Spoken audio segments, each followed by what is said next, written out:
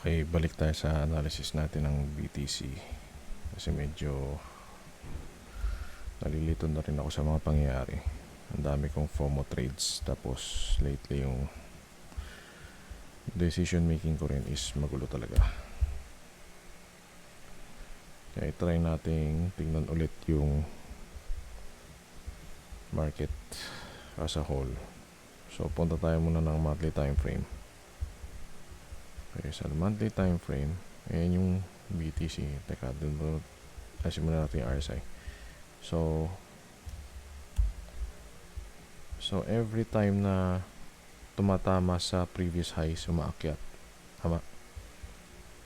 So meron kang highs dito, tumama dun yung price, umakyat. So ngayon, yun din yung expectation natin dito. Tama. Pero kung nakikita nyo, yung upward momentum ng Bitcoin hindi na kasing ganito ka slope. So slightly bumababa ni incline. Tama. Hindi na siya ganyan kataas. Ganito na siya. Okay, so sa tingin ko humihina na yung momentum ng BTC. Naka log scale para tayo ngayon, kasi pag hindi siya naka log scale, ganyan yung itsura. So bakit naka log scale? Kasi kapag hindi ka naka log scale, aakalain mo na malaking move yan kumpara dito, whereas dito yung pinakamalaking move talaga ng BTC. Diyan siya nag times 11, tapos dito is times 200 na lang. Tama. Tapos dito ay ilan yan, 65 na lang. Okay, so kaya tayo naka-log scale para makita natin yung move in terms of percentage, hindi in terms of price. Kasi pag in terms of price yan, aakalain mo na sobrang laking move ng Bitcoin yun. Okay, so ayan talaga siya. Oops, sorry. Okay, so every time tumatama sa previous highs, hindi siya umaangat yung price. Tama. So okay, pero yung momentum niya bumababa. So kita mo naman dito, kita mo rin yung highs, hindi na ganun kataas yung highs. So kung magpa-plot tayo ng trend line from here to here, supported siya. So confluence sa trend line, confluence din sa support. Okay, so next is yung pagbagsak niya ng RSI. Andito siya sa area na to. Sorry.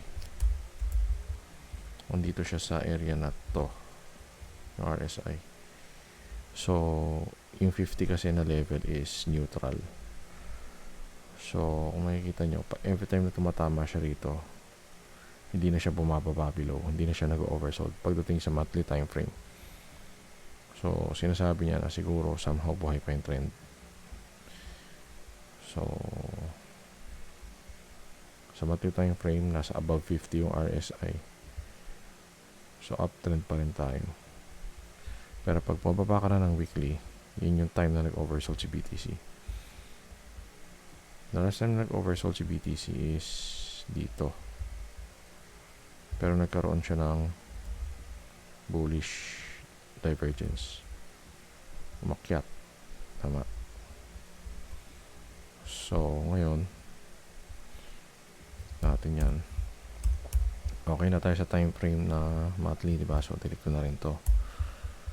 Okay, so ngayon nag-oversold siya.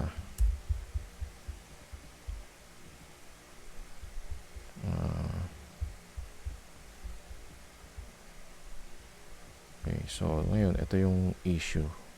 Yan. So nag-downtrend yung for the past half year yata, or past year, almost a year na. Downtrend. Pero yung bagsak niya doon pa rin sa previous highs.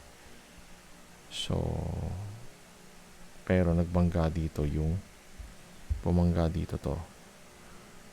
Ngayon ang issue, isa pang point, sorry, is umakyat yung weekly candle.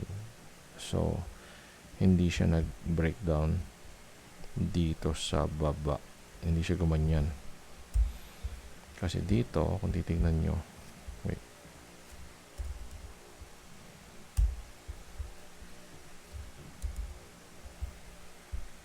Dito,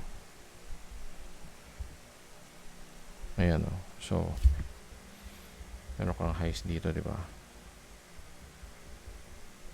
Kung bababa ka ng daily, anong araw to? November 2021. So, November 2021.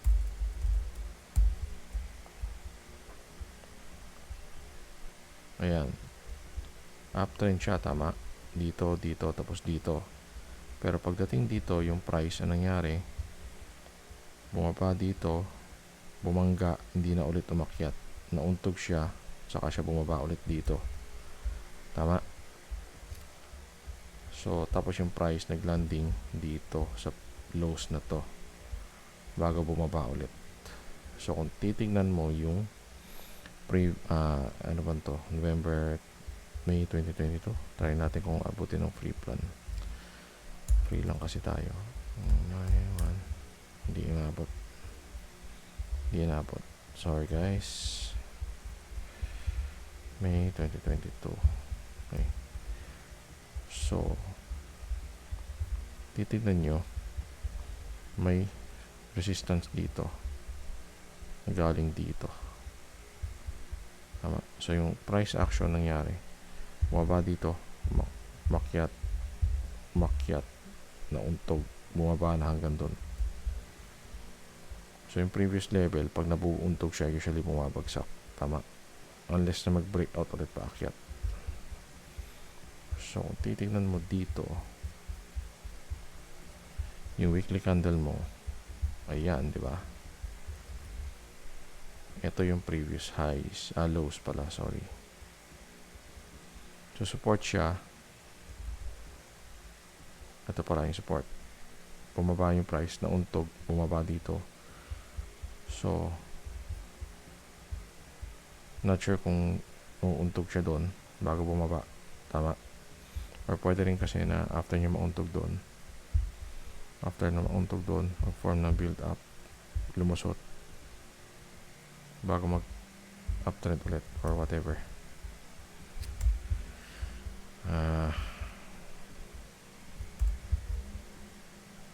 Yun yung dilemma ngayon.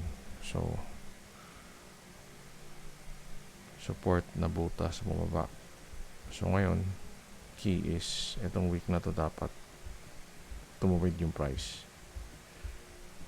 Parang ganito, di ba? Nabutas, bumaba. After yung bumaba, na-break yung highs dito. Nagkaroon ng build up. Bumaba. Di ba? Tapos nagkaroon ng build up. Iipon dyan yung mga yung price. Yung mga orders. Bago siya nabutas at umakyat.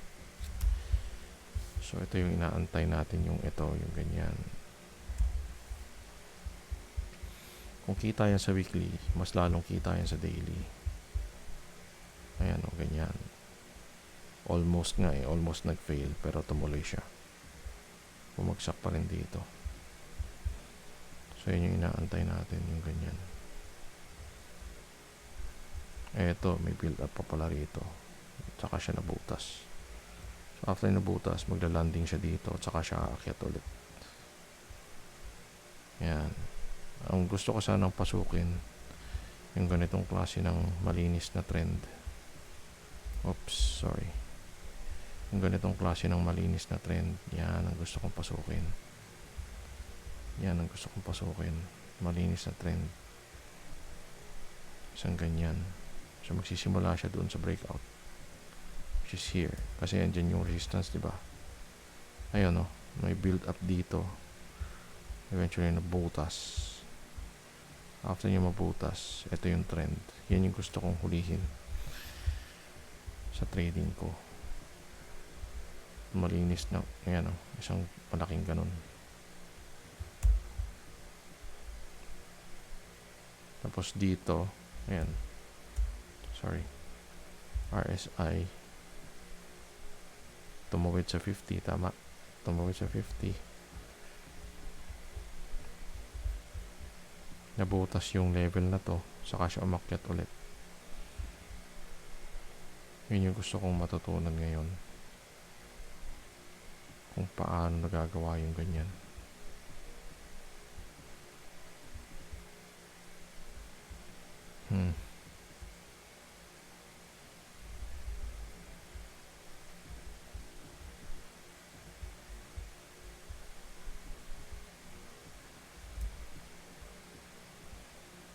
So, August 2025. Tingnan nga natin yan.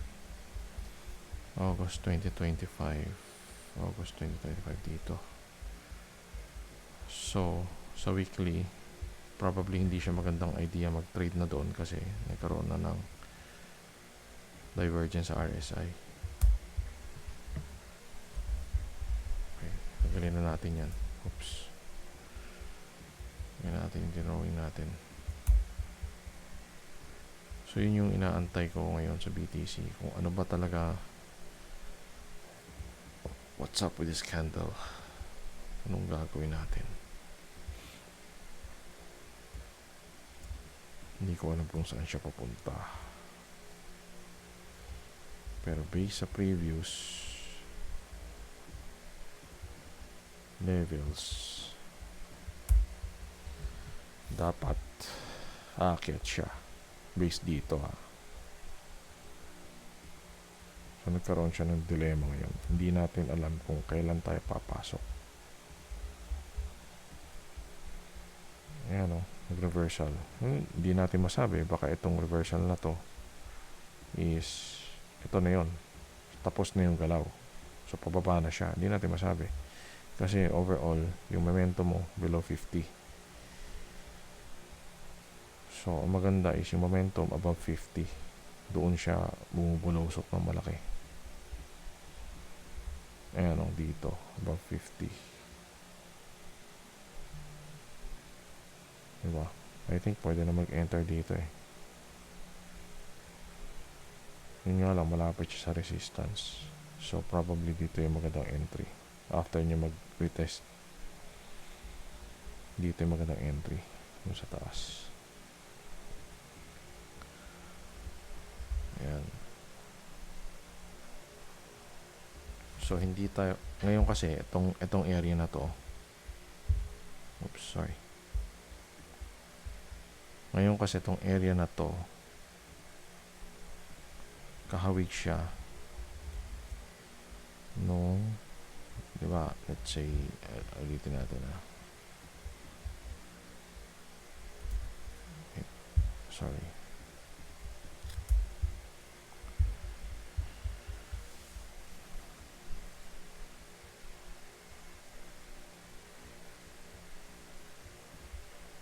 Itong area na to, range yan diba?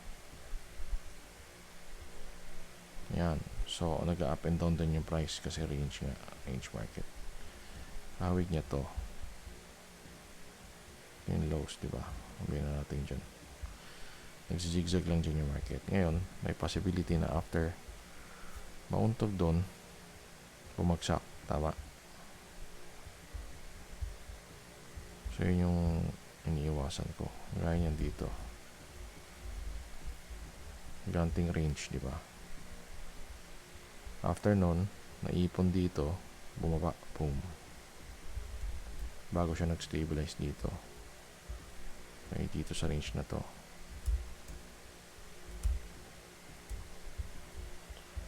So, after nun, nag-zigzag siya ng konti dito, sa baba. Up and down, nabutas, makyat. Okay, so, ito sana yung inaantay ko dito. Kaso hindi naman nangyari yung ganyang klase ng build-up. So, hindi ko alam kung sustainable tong candle na to. Hanggang saan ang papalo niyan. Basically, dito, lows yan. Nitong section na to. Ito. So, posible kasi nababangga siya dyan. Naghahanap tayo ng matinding build-up na ganyan bago mabasag yung resistance. Kasi pagka ganyan kalaki yan, baka biglang reject yan. bumalik solid pababa, di ba? Posible kasi na isang red candle, isang malaking red candle yan na ganyan eh. The following week, di ba? Na doon tayo mayayari. Wasak lahat ng altcoins pag nangyari yan.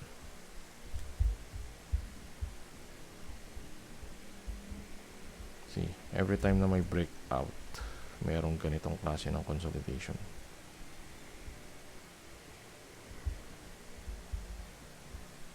Bakit? Kasi naiipon dyan. For example, may long ka, di ba? Naglong ka